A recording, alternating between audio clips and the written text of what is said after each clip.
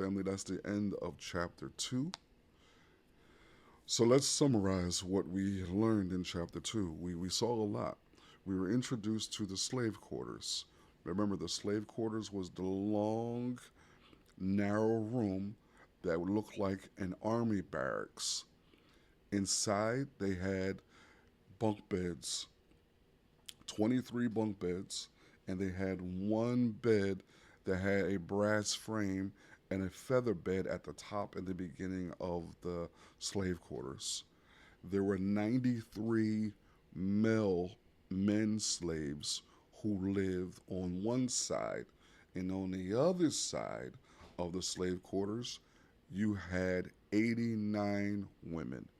It's important to remember some things that the women were not allowed to get pregnant. If they got pregnant, then the master would either torture them or kill them. Okay? We were introduced to the harsh realities of the slave quarters, how hot it was. It was hotter inside the slave quarters than it was outside at the hottest of day. It was colder inside the slave quarters than it was on the coldest of day outside. We witnessed that. Then we're introduced to Pritchard. Pritchard was a slave who lived in the slave quarters, who had a damaged leg based off of trying to move a stone up the hill, and the stone rolled down and crippled his leg and damaged his leg to the point where he would walk in pain for the rest of his life. It was so painful and such a bad injury that when Master Tobias went and got the veterinarian, because remember, they didn't go get regular doctors for our ancestors, they went and got the veterinarian, who is an animal doctor. And that animal doctor came and looked at Pritchard's leg and told Master Tobias it would be better to put him down. Okay? And we see how Tobias begged, not Tobias, Pritchard begged Master Tobias to not kill him. That immediately after his injury, he figured out ways of trying to go work on the slave to do odd jobs to prove his usefulness to Master Tobias. And when Master Tobias came back from his trip to Atlanta, Pritchard comes up to him, hobbling, dragging his leg in pain on a crutch and holding a toolbox. And Master Tobias laughed at Pritchard. He laughed at him. He didn't laugh at him because Pritchard did something funny. He laughed at him because he is an evil man who took pleasure in the hurt and the pain of our ancestors. And that's what took place on plantations. That we were nothing more than entertainment and labor for these slave owners. But also, an important piece to that we saw in chapter 2 is when it's time for 47 to go to the slave quarters, how he runs away from Mr. Stewart a number of times, and he runs back to Big Mama Flore. And when Big Mama Flore is at the door, she sees 47 running. She closes the door on 47. So 47 couldn't get in, and 47 couldn't see her.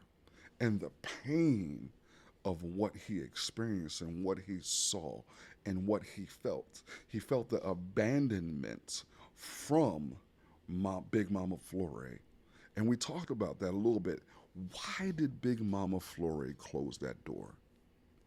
What was she doing in that moment? We talked about the different hierarchies, the different ways that slaves on a plantation were placed in a higher status on the plantation. How some would do horrible things to other slaves in order to be looked at favorably by the slave masters.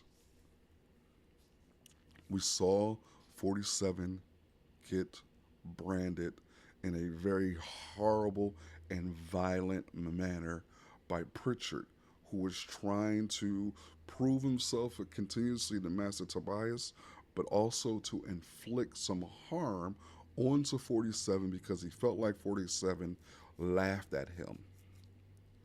But then we see Champ Nolan come in. Champ Nolan comes in and saves 47 from Pritchard branding him again. And it's something that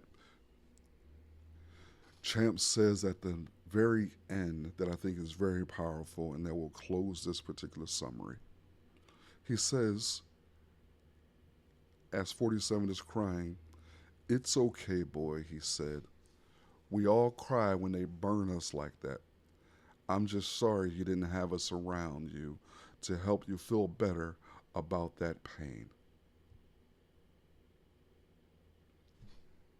Champ is saying that they always burn us. That burning is part of the process of being in the slave quarters and being a field Negro. He's saying it always happens, but he's sad that the boy had to experience that without the community of the other slaves in the slave quarters. It's very powerful. All right, family, that concludes our summary of Chapter 2. Elgin Bailey, page turners, remember to read, resist, rise. Till next time.